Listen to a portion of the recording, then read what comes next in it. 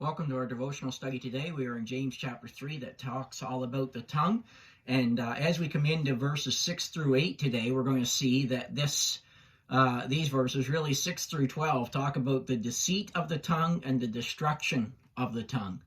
And we're going to look at these verses in the next couple of days. But before we even get into the verses, let me just say this. Not only do the scriptures declare for us the deceit of the tongue and the destruction of the tongue, but history itself also records those things for us.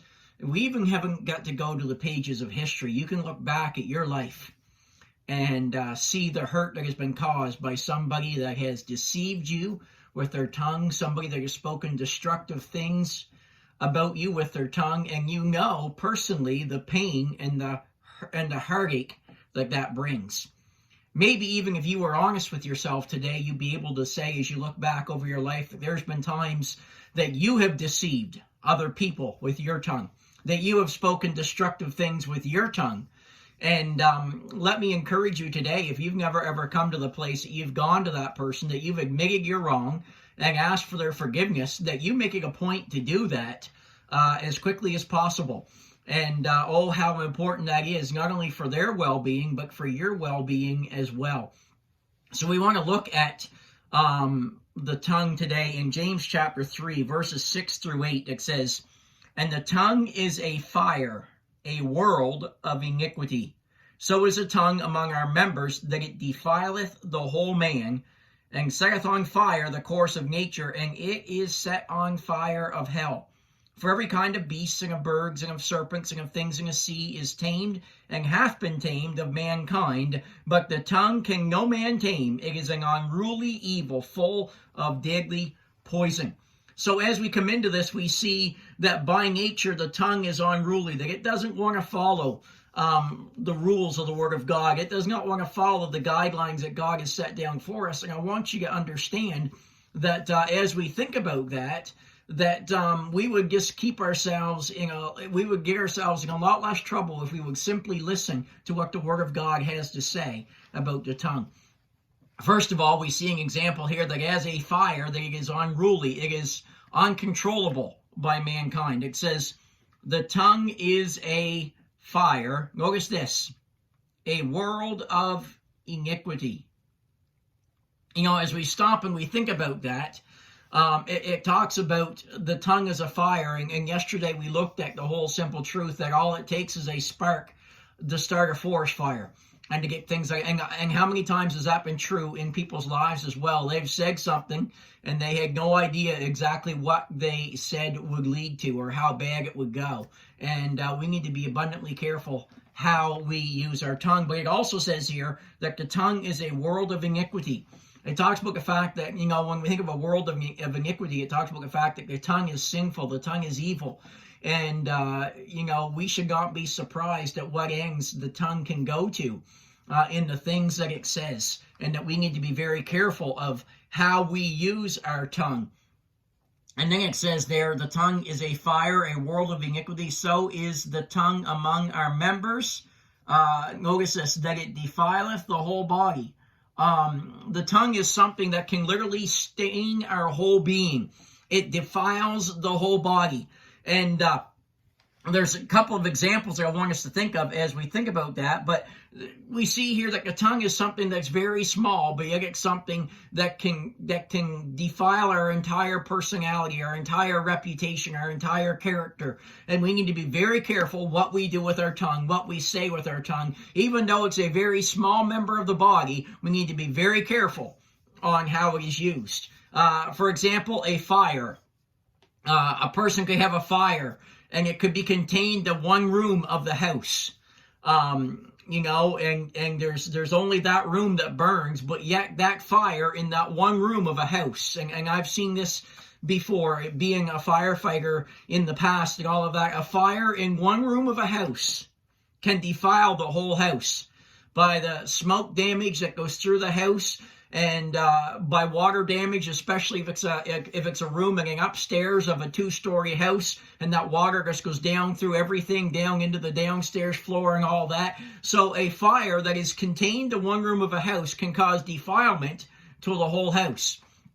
And the exact same thing is true of you get one person with a bad tongue, and that person can defile the whole home. He can defile everyone in the home. He can hurt everyone in the home. He can bring destruction and a bad reputation to everybody in that home because of that one person that has a tongue that is not controlled, a tongue that is a fire, a tongue that is a world of iniquity. And friends, not only can that happen in a home, that can happen in a church. You can take a church that is by all standards, a very good church, a very solid church, a church where the Word of God is preached, but you put one person in there with a loose tongue, and it's amazing the destruction that that person can do, not only to the church, but to the testimony of that church in the community.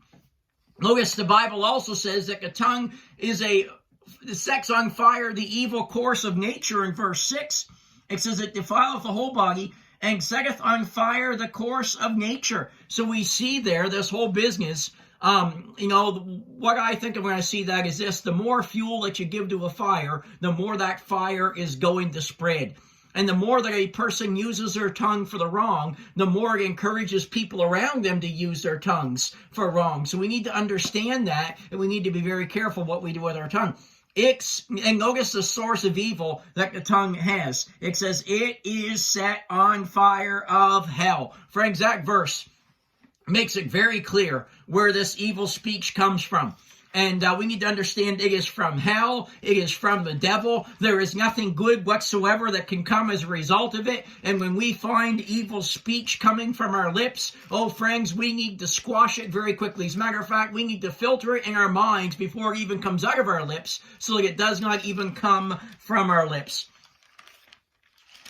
It can ruin reputations and testimonies of people. And the kind of people that we need to be and that we ought to be and the kind of speech that we ought to have is mentioned in Colossians 4 and verse 6, where it says, let your speech be always with grace, seasoned with salt, that ye may know how you ought to answer every man. Let me ask you today, friends, is your speech seasoned with, be always with grace, seasoned with salt? Oh, friends, we ought to have words that are sweet, because we never know when we're going to have to eat the words that we speak. And you know how the difference when it comes to food, between food that is bland and food that is seasoned properly, and how appealing that seasoned food can be. Oh, friends, we need to have a speech that is seasoned with, a speech that is always with grace, seasoned with salt. And then we see by nature that it is wild and that the tongue needs to be tamed. In James 3 verse 7, it says, for every kind of beasts and of birds and of serpents and of things in the sea is tamed and hath been tamed of mankind. So there, it says, we can be amazed at how many of the wild beasts have been tamed by mankind. And sometimes you go to a circus, it's just amazing to see some of those big beasts that we know that are wild by nature that have been tamed by mankind. But yet the tongue is something that is untamable. It is unruly. It is unsafe. In verse 8. Notice it says that even serpents have been tamed. As I thought about that, an unruly tongue is poisonous, and it can hurt and damage and destroy many people. But then notice in verse 8, the tongue can no man tame. It is an unruly evil full of deadly poison. No man in his own strength, in his own power, can tame the tongue. Friends, it requires a higher power to tame it, and that power is God. We need to understand the tongue can destroy a person. The tongue can destroy a church. If I brought a cage of rattlesnakes into a church, people would flee. But the truth of the matter is, an unruly tongue, an untamed tongue, can do the exact same thing. Why is it that people do not flee from an untamed tongue? Now, as we close today, let me read you a verse, and I want to ask you a question, and then we'll be done. Matthew chapter 12. Matthew 12, verse 34. It says this, O generation of vipers, how can ye, being evil, speak good things? For out of the abundance, that word abundance means the overflow, out of the abundance of the heart, the mouth speaketh. So let me ask you today, as we think about out of the abundance of the heart, the mouth speaketh, and what we've seen in James 3, is my tongue set on fire of hell, or is it set on fire of heaven. Think very carefully about that today, friend. Have a great day.